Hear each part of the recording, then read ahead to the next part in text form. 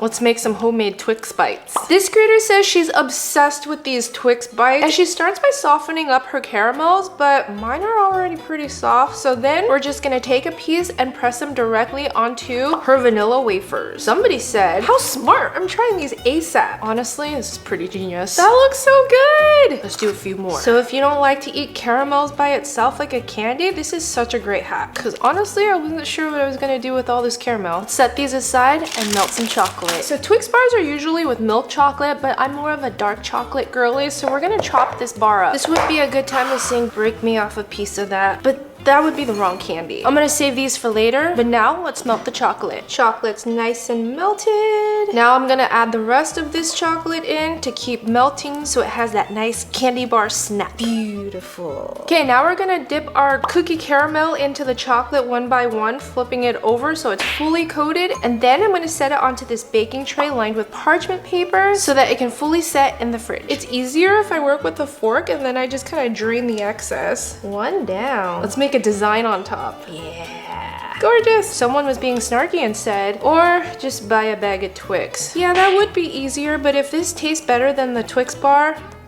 the work would all be worth it. And we are finally done. To speed things up, I'm gonna put this in the fridge. And now we have theirs versus mine. Okay, let's do a quick comparison. What?